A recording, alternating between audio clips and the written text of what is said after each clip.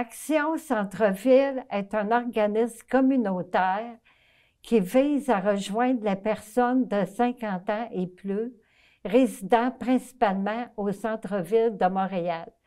Il offre un éventail d'activités et de services socio-communautaires. Pour nous en parler, nous recevons Isabelle Bilodeau. Elle est intervenante de milieu auprès des aînés. Bienvenue. Merci. Oui, ça va bien? Oui, content d'être ici. Oui, ça fait plaisir.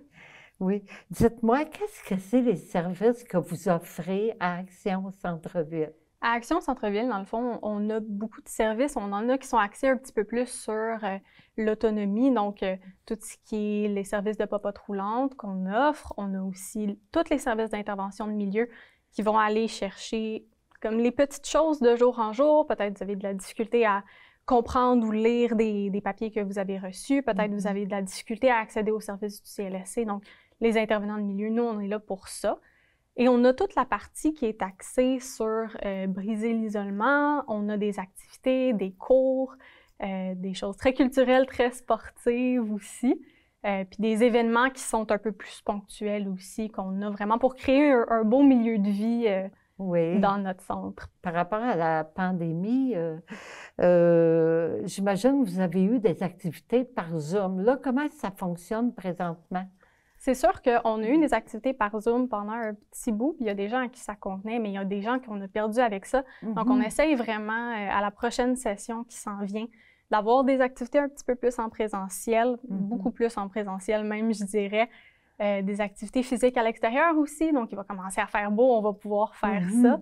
Mais on va avoir certains cours qui restent en Zoom pour les gens qui le désirent. Puis parce que ces activités-là se font bien aussi par Zoom, des cours de langue notamment. Là. Je sais que vous avez fait le lancement de la ligne Aînés Ville-Marie.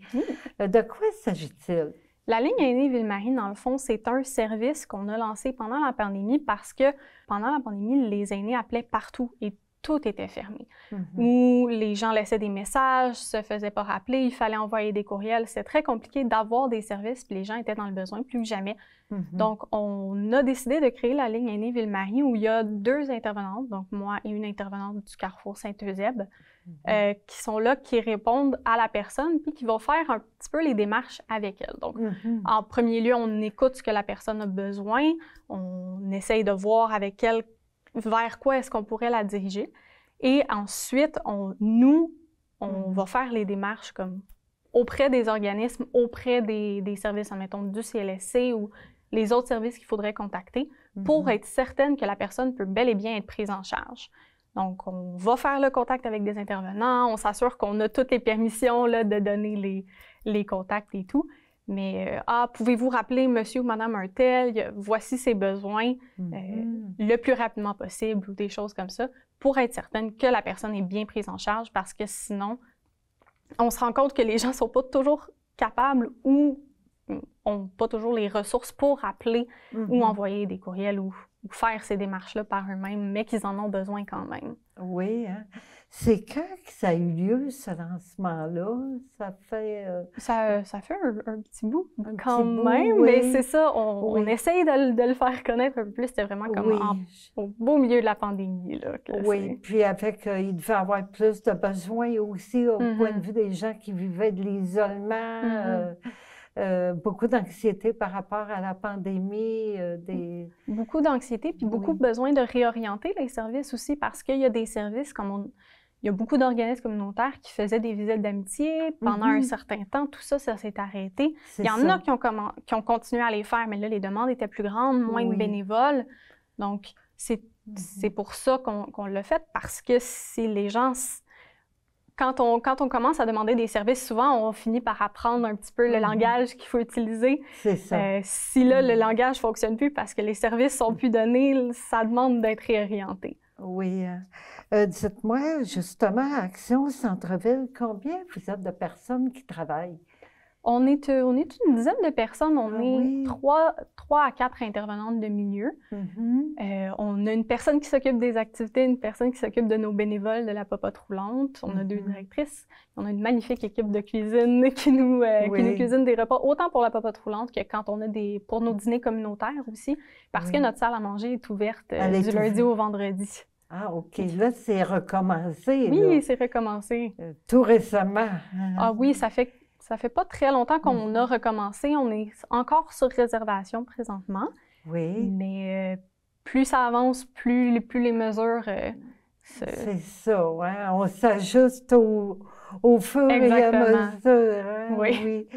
Pour permettre toutes ces activités-là, le besoin en bénévoles, à Action Centre-Ville, j'imagine que vous avez toujours besoin de bénévoles. Bien, ça, c'est certain. On a toujours besoin de bénévoles parce qu'on en a perdu malheureusement pendant la pandémie. Surtout, on a besoin de bénévoles qui viennent nous aider au centre quand on a besoin d'avoir une personne à l'accueil. Des fois, pour des activités un petit peu plus ponctuelles, on est en recherche de bénévoles spontanés, disons. Mais pour tout ce qui est livraison de repas aussi, qui n'est pas très loin, c'est 1 heure par jour, quelques fois par semaine. On cherche des gens qui vont aller livrer des repas à des gens qui en ont besoin. Oui, puis est-ce que vous en avez beaucoup de bénévoles? Oui, on a parce que nos courses, pour la plupart, sont données bénévolement aussi. Donc, c'est ça, tous nos professeurs de langue, nos professeurs d'art, beaucoup sont bénévoles. Donc, des gens qui faisaient ça dans leur vie ou qui ont une très bonne connaissance du sujet, qui veulent donner de leur temps puis qui donnent des cours. Donc, entre les gens qui donnent les cours, les gens qui nous aident ponctuellement pour les livraisons, on a quand même beaucoup de bénévoles. Mais on est toujours en demande. Oui, hein, ça, c'est un besoin qui demeure toujours. Est-ce qu'il y a des téléphones d'amitié aussi pour valoriser l'isolement qui se font? Oui, les appels d'amitié sont toujours disponibles. Donc, il faut simplement nous téléphoner pour vous inscrire, puis on vous met sur la liste. Oui. Puis, sur place, vous avez une capacité de combien de personnes? Est-ce que vos locaux sont grands à l'intérieur? Bien, je sais qu'avant la pandémie, on avait une assez grande capacité. Dans les moments où c'était comme très, très achalandé, admettons pour les dîners de Noël ou ce genre de choses-là, moi, on m'avait parlé presque une centaine de personnes qui rentraient. Là. Je vais peser mes mots parce que je ne suis pas totalement certaine. Mais oui, quand même, on a une assez bonne capacité quand ce n'est pas en pandémie. Là, présentement, on rentre une trentaine de personnes dans notre salle le midi. Donc, pour des événements spéciaux aussi, on a plus de gens qui se pointent. Là. Mais de jour en jour, on a peut-être une quinzaine de personnes qui viennent dîner avec nous quand même régulièrement. Des fois, c'est moins, des fois, c'est plus. Le plus, c'est mieux. Oui, vous avez une cuisine sur place, dans les locaux. Oui, on a une chef qui prépare des repas tous les jours pour nous, fraîchement, pour le dîner. Oui. Pour vous aider, est-ce qu'on peut faire un don? Absolument. Oui. On prend des dons par chèque. Si vous voulez avoir plus d'informations pour donner des dons, c'est plus efficace de nous appeler. On peut voir un petit peu qu'est-ce qui vous conviendrait. Si vous vous présentez sur place aussi pour venir nous rencontrer, voir nos locaux, comment ça se passe, peut-être vous inscrire. C'est toujours bien aussi. On les accepte en personne aussi. Oui. Puis les coordonnées pour vous joindre? On a notre numéro général. Oui. Dans le fond, nous, on ne fonctionne pas vraiment avec les systèmes de poste. Donc, vous nous demandez quel genre de service vous voulez avoir, à qui vous voulez parler, si vous connaissez nos noms, et on vous dirige directement à la bonne personne. Oui. Vous avez une page web? Oui, on a aussi une page Facebook. Oui. On a un site web qui est quand même pas mal à jour. Où on a nos activités, les informations importantes comme les dates d'inscription et tout. Pour s'inscrire aussi, ça peut être fait par notre site Internet. Ça peut se faire par téléphone, mais on le fait par Internet aussi. Et on a une page Facebook, donc c'est là que vous allez trouver la liste des repas, le menu de jour en jour publié à chaque semaine, quand on a des événements, quand on a des activités spéciales. Par exemple, on a des activités, pendant le mois de mars, on a eu des activités gratuites, donc ça a été publié par Facebook.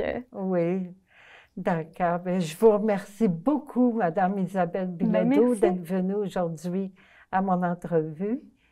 C'était Louise Miller pour les nouvelles du voisinage. À la prochaine.